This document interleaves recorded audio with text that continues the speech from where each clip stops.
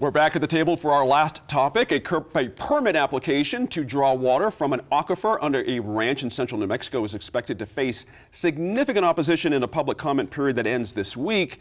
The Santa Fe New Mexican reports that Wild Earth Guardians has filed a protest against the permit submitted by Augustine Plains Ranch in 2014. A previous application to the state for a water permit was rejected nearly 10 years ago, Sophie, and debates over water are often contentious here, no doubt about it. But this case is significant because the idea of taking water from one place, moving it to someplace else in state for others' use just is interesting. And I think the argument of the company that owns the ranch is, well, nobody's using it out here. Right. But that, the reason that the application that they made 5 years ago was rejected was because, among other things, they couldn't really demonstrate that nobody was going to use it, that it wouldn't affect other waterways in the state and in that area. And the other thing to keep in mind, while Wild Earth Guardians is the first group to kind of fire the shot across the bow, 5 years ago when this group sent in the exact same application, I mean, apparently it is essentially unchanged. Almost unchanged, thank you, Janice. It wasn't just Wild Earth, it was many groups, communities out there, small towns, not just environmental groups, but people who live out there. The ranching community was partners with Wild Guardians. That's right, that's right. Literally, I think the only there's tremendous accord out there that this is a bad idea, and so I would expect to see all of those other groups re-energized by this as well. As I'm looking at the story, Laura, it spans more than 18,000 acres. The ranch sits above an ancient lake that is believed to contain over 50 million acre-feet of water, according to the company. Do we really know that? Do you know what I mean? Where does this number come from? It's interesting, Well, I mean, I think it's been known that there is a lake down there. There's an aquifer. Well, there was a geological survey, of course, so that, but still. But I think it's back to the question of, do they have the right to pump something at that level? And I don't know that hasn't been established. And there's a process through the state engineer's office, the Office of State Engineer, and they, as Sophie pointed out, in their last application, it actually sat there for 5 years. I think it was initially. That's right. It was more than 5 years ago that they applied, but it just sat there. So they applied in 2007, but it sat, for almost 5 years. And so in 2012 is when they rejected it for deficiencies, among others, what she mentioned. Right. But one of the other things is it didn't clearly demonstrate who the beneficiaries were. Right. And that's very problematic for any application. You want to see, who's going to be benefiting from this. The company is saying, well, this is the next San Juan Chama, water project, which for a lot of people kind of is scary because that's a big project, Still a sore spot, and it is for a lot of people. So I think that this is one that's definitely going to get a lot more opposition. Right. Wild Earth Guardians, were the first ones to file something, but Environmental Law Center was also heavily involved in that, and something like 80 different individuals and groups participated in that last time, providing comments. And I think the comment period is still open right now, so we're probably going to see more, even as of the time, after this airs. What do you make of this idea that these folks are saying, look, we can also rescue the Rio Grande with this water? Can you say money? Right. Because they'll be clearly paid to do this rescue. Well, so this is the part that's different in the application. Over time, the federal government and even the state may provide cash remuneration for improving flow to the river. Okay. Now, does that fly in the face of one concept that we have called beneficial use? Nobody is asking for this, and it's only been in the last year that perhaps Rio Rancho has been looking for deep aquifers to improve their water. But this means going across basins, it means a lot of transportation. But today, when the ruling would be made, there is no place of beneficial use. So there are three standards that you have to look at. One is their business impaired by not doing this? Well, no. Not really. I mean, not really. Does it improve conservation?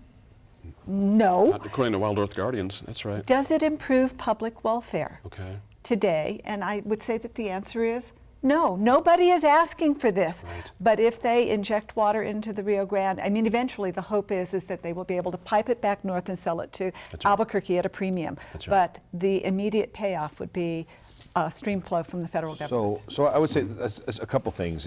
Is one is that I think that there is some folks that are looking for this. I mean, Rio Rancho is in a water crisis. Their Okay. wells are dry. Sure. They're looking for ways to get water. We do have interbasin transfers throughout Right. New Mexico. We do. We are shipping water back and forth.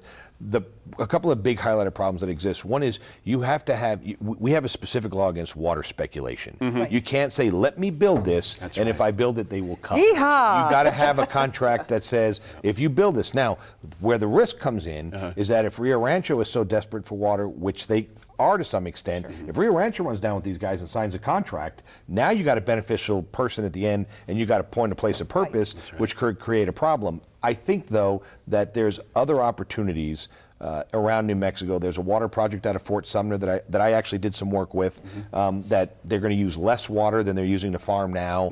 There's opportunities, I think, to do some things out there. I think the fact that you're looking at a group of investors from another country that are coming in and saying, listen, we want to take your most precious resource and we know exactly how to make everybody better, is really worrisome to folks that have spent generations living off the land. And we know what happens once this water starts to get pumped. You can't undo it. You can't put the toothpaste back in the tube. And so I think the state engineer is going to have to walk very carefully. There's a lot of very influential people along the way, a lot of very influential families that this could affect. I don't think this is going to be a cakewalk. And I think the people, the citizens of New Mexico, we got to figure out a way to solve the water problem. There are places in New Mexico that have water. I'm not saying excess water, Sure. but they have water. Yeah. And there's big places of population that don't have the water, and they ain't getting it. But let me get Sophie in here real quick, Jen, sorry. Does that not sound like some dystopian future of all these pipelines crisscrossing New Mexico? Like a Mad Max or something? Exactly. Is that what you're saying? Exactly. We're all going to go This is the tap part in that and scares me. Yeah. It's the big investment T. Boone Pickens has done. You know, if you remember With that, natural he's buying gas up, and well, such? no, he's Sure. buying up all those old oil and gas pipelines that lay foul around the country, and he says he can run water through That's them. right. Water. But there's That's right. one more piece here Please. that puts us at risk. There is a federal water master that is now involved that was not before. And if we do not step up and say, this is our water and we are going to decide this, I'm concerned that the federal water master will make this decision for us. That's interesting.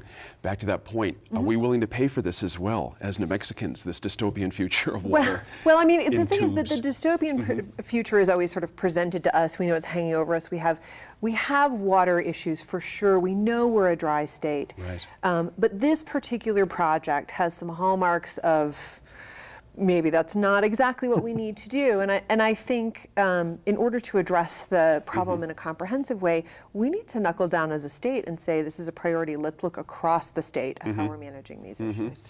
Is that an agreeable take? I mean, you know, will people accept this over time?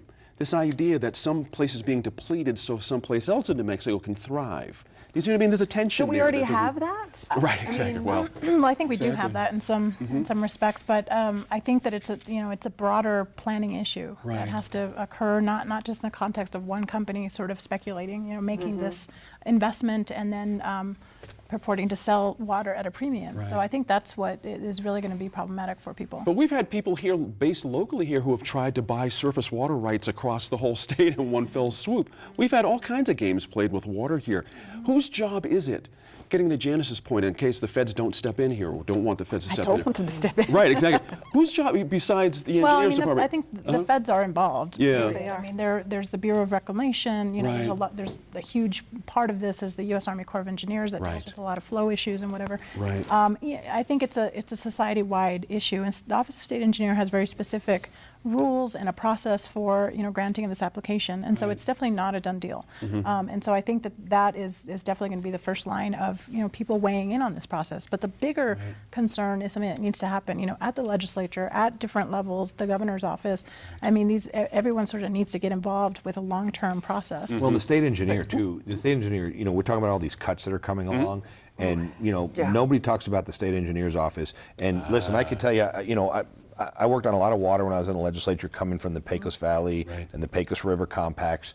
And I'm going to tell you, we consistently get into these arguments with the United Nations, with Mexico, with Texas about water, and we send one lawyer that's been out of college about 8 years to go down there, and they meet 50 lawyers from Texas, and they get eaten alive. Wow. And nobody wants to talk about, we all want to sit around, whether it's the legislators, the citizens, about how important our water is in New Mexico, and it's probably the most underfunded and least least respected entity in the state is the state engineer and the department that he has and the work he needs to do. Because when you start talking to them about some of the folks that they actually have making decisions based on the ability that they have to pay, they're not some of the most. Are you talking about Lawyer Protection Act? They're not. Pay affects that. I agree. I think part of, but they also have folks that are not Sure. at the highest levels Yes. of degree capabilities point with engineers. completely. That's They right. have people that are like lower level degrees filling these spots because they say we're going to pay you $50,000 and the market says you should be paying $80,000. And I think as we talk about all these cuts, we talk about safety. Nobody wants to talk about the state engineer until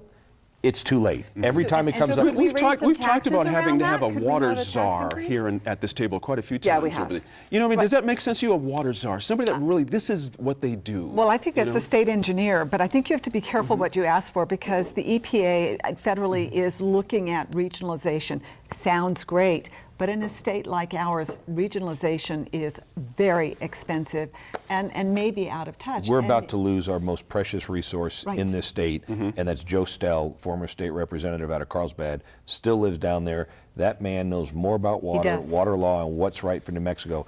And he's a Democrat, and he worked hard to help all of New Mexico. And there's some of the water banking stuff is named after him. And I think it's a shame if the people in charge, I don't care what party they are not reaching into that man's knowledge before we lose that man and learn from him, because that guy has the answers to There's a fix good these last problems. note there.